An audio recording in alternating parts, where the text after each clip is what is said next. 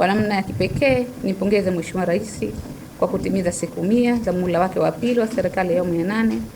Mafanikio tunayopata katika sekta ya elimu ndani ya kipindi hiki ni ushahidi kuwa kasi na ari ya utekelezaji imeongezeka zaidi. Ni muhimu kutambua kuwa siku 100 za mwanzo za muhula wa pili wa serikali ya awamu ya 8 hazikuwa za maandalizi au upangaji wa mipango mipya, bali zilikuwa ni siku za utekelezaji wa mipango ya sekta ya elimu kama ilivyoainishwa katika ilani ya Chama cha Mapinduzi na mipango mingine ya maendeleo. Hiki kilikuwa ni kipindi cha kuyageuza maamuzi yaliyofanywa kupitia karatasi na kuwa vitendo vinavyoonekana kwa wananchi. Kwa hakika siku hizi zimeleta taswira mpya ya mwelekeo wa sekta ya elimu nchini.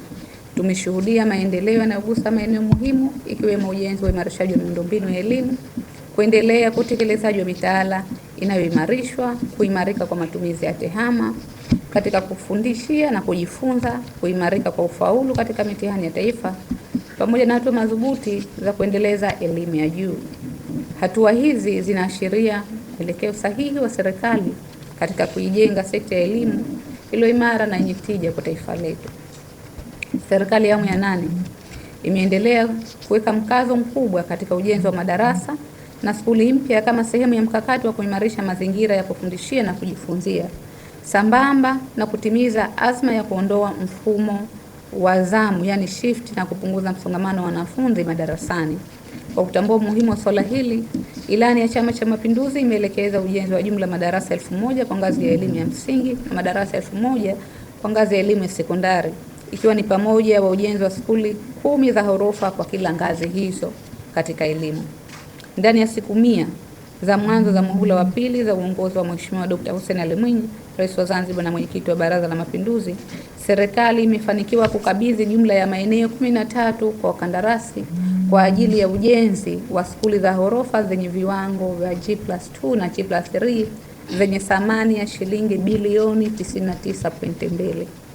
Sambamba na jitihada za serikali za kuimarisha miundombinu ya elimu katika ngazi ya elimu ya lazima, serikali pia imefanikiwa kumkabidhi mkandarasi eneo la ujenzi Betrasi kwa ajili ya kuanza mradi wa ujenzi wa taasisi ya mafunzo ya ubaharia ya Chuo Kikuu cha Taifa SUZA.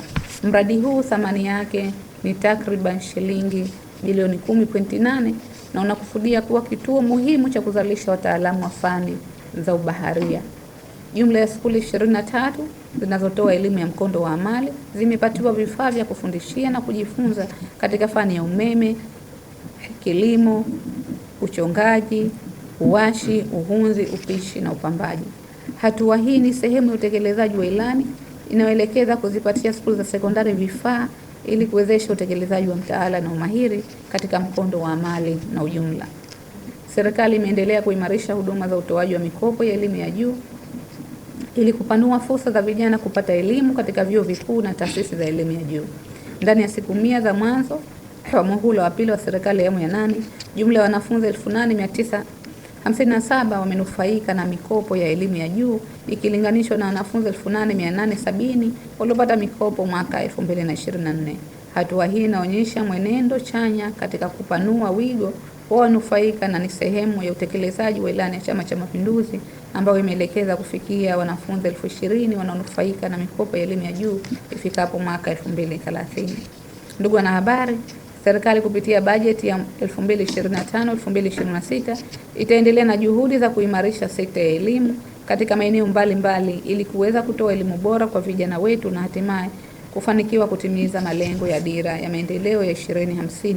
Maeneo ya vipaumbele yanayoendelea kutekelezwa kupitia bajeti 25-26 ni pamoja na yafuatayo. Kwanza, ujenzi wa madarasa 1008 yakiwemo madarasa katika skuli za ghorofa 18 na skuli za chini, pamoja na ukamilishwaji wa madarasa yanayoanzishwa kwa nguvu za wananchi.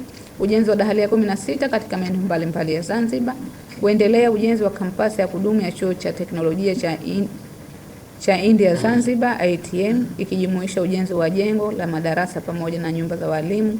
Kuendelea na hatua ya utanuzi wa chuo cha SUZA kupitia majengo 7 muhimu yakiwemo jengo la utawala, skuli ya elimu na lugha, kituo cha wanafunzi, nyumba za wafanyakazi pamoja na viwanja vya michezo. Tembelea YouTube channel yetu VOP Online TV. kwa habari moto moto. Subscribe kisha bonyeza alama ya kengele ili kuwa wa kwanza kupata taarifa zetu. Usisahau kulike, kucomment na kushare. VOP Online TV.